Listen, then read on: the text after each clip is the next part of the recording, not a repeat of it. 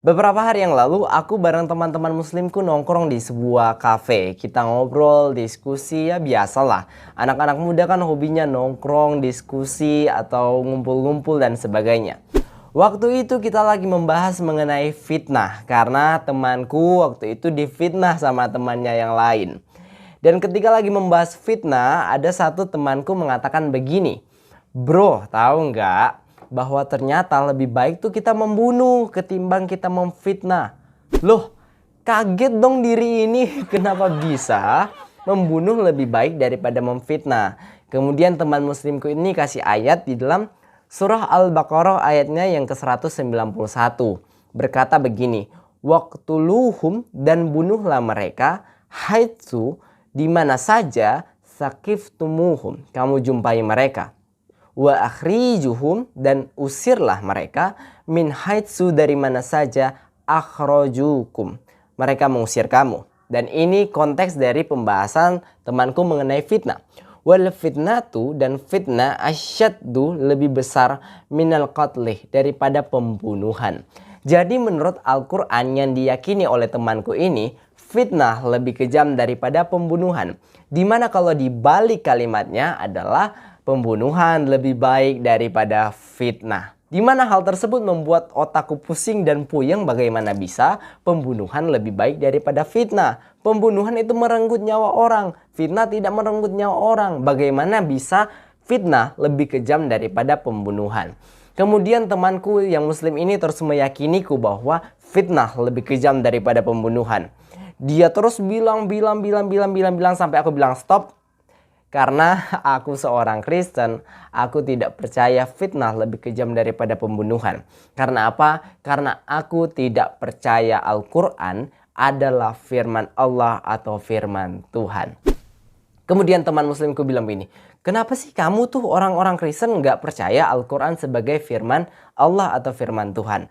Terus aku bilang ke dia begini, "Bro, kamu tonton videoku ini sampai habis supaya kamu mendapatkan jawaban kenapa orang Kristen tidak percaya Al-Quran sebagai firman Allah."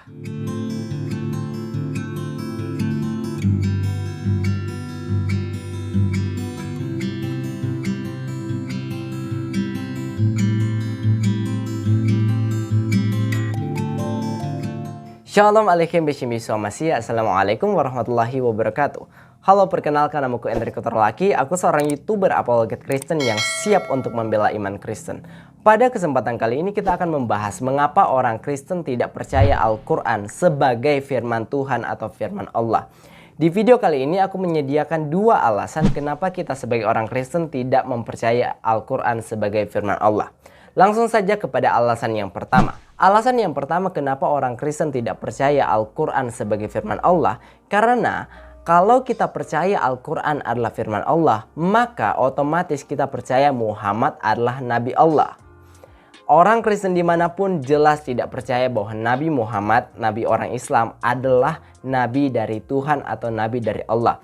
Kenapa kita tidak percaya? Karena tidak ada nubuatan tentang nama Nabi Muhammad atau identitas Nabi Muhammad di dalam Alkitab. Beberapa apologet Islam mencoba untuk mencari nama Nabi Muhammad.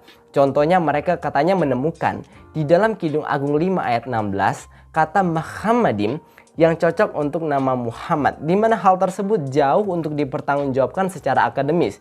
Itu cuma ilmu cocokologi semata. Jadi teman-teman, karena kita orang Kristen nggak percaya Muhammad sebagai Nabi, otomatis kita tidak bisa menerima wahyu yang diterima oleh Nabi Muhammad, yaitu Al-Quran.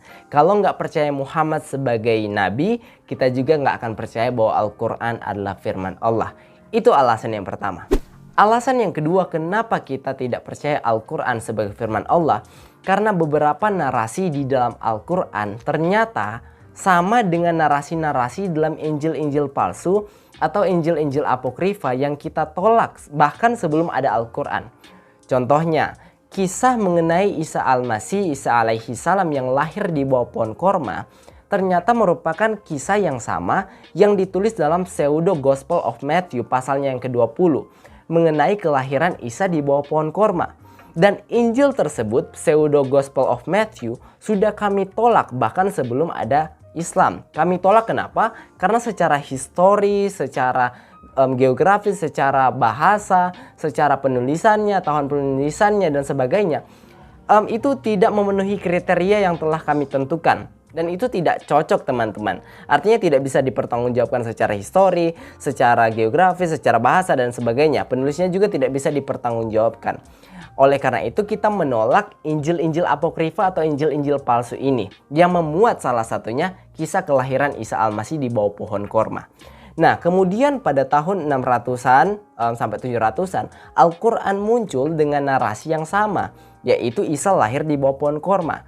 Kalau kita menolak Isa lahir di bawah pohon korma di Injil-Injil palsu tersebut, jelas di dalam Al-Quran kalau ada kisah yang sama dengan Injil-Injil tersebut, pasti kita akan tolak juga. Kalau kita menolak yang satu, pasti kita akan menolak juga yang lain yang sama dengan yang kita tolak sebelumnya.